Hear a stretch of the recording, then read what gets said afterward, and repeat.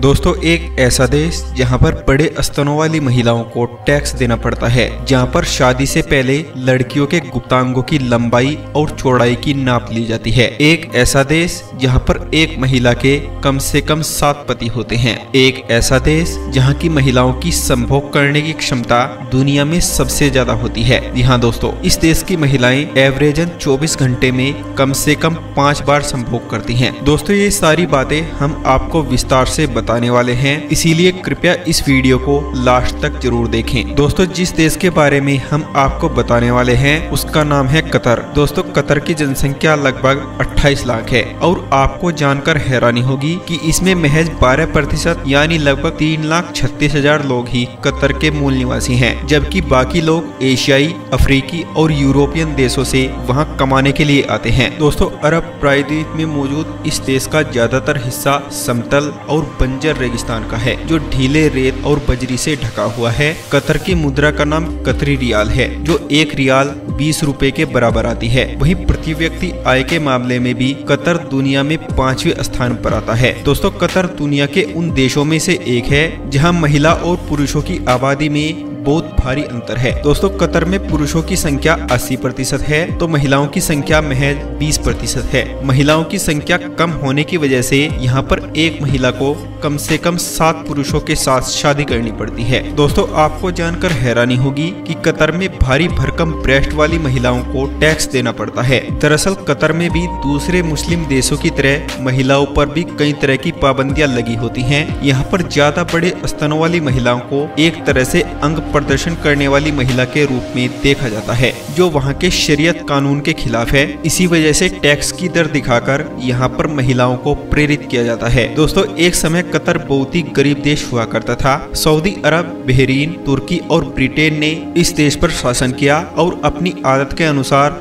जमकर इसे लूटा भी। इन देशों की गुलामी में कतर का हाल ऐसा था कि वहाँ के स्थानीय निवासी 2 वक्त के खाने के लिए मोहताज थे। कतर के लोग समुद्र में मछलियां पकड़कर और मोती निकालकर बेचते थे, जिससे उनका गुजारा चलता था। दोस्तों, 1940 में कतर में तेल की खोज हुई, लेकिन इसके बावजूद भी कतर गरीबी से नहीं निकल सका। 1971 में आजादी मिलने के बाद कतर के तत्कालीन शेख खलीफा बिन अहमद अली थानी ने तेल का प्रोडक्शन बढ़ाया और दूसरे देशों को उसका निर्यात करना शुरू कर दिया। 1995 में खलीफा बिन अहमद अल थानी के बेटे अहमद बिन खलीफा अल थानी अपने पड़ोसी देशों के सहयोग और अपनी सेना की मदद से अपने पिता का तख्ता पलट करके खुद कतर के शेख बन गए और नए पद का निर्माण किया, जिसका नाम रखा गया अमीर। दोस्तों, कतर के शासक का पद संभालते ही अहमद बिन खलीफा अल थानी ने नेचुरल गैस रिजर्व को डेवलप करना शुरू कर दिया। इसके लिए इंटरनेशनल कंपनीज की मदद से कतर में 14 लिक्विड गैस प्लांट खोले गए। इससे प्रोडक्शन बढ़ा और कतर ने पहली बार बड़े पैमाने पर लिक्विड नेचुरल गैस का एक्सपोर्ट करना शुरू कर दिया।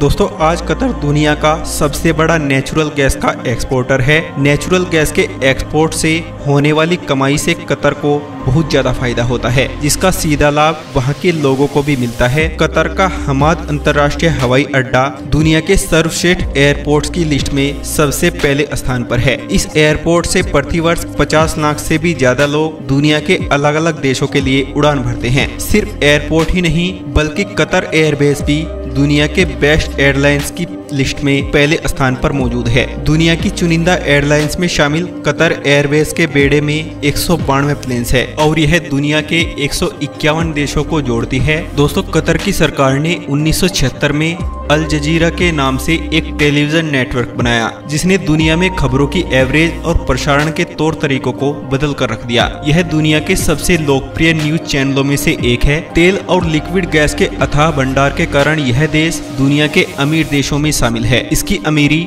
विदेशी लोगों को आकर्षित करती है। दोस्तों, कतर के पास इतनी जनसंख्या नहीं थी कि वो खुद की सेना बना सके, इसीलिए उसने दूसरे देशों को अपने देश में सैनिक अड्डा बनाने के लिए आमंत्रित किया था। तो दोस्तों, कतर देश की ये वीडियो आपको कैसी लगी हमें नीचे दिए कमेंट बॉक्स में जरूर बताएं और ऐसी ही नई नई वीडियो देखने के लिए हमारे इस चैनल को अभी सब्सक्राइब कर लें। धन्यवाद।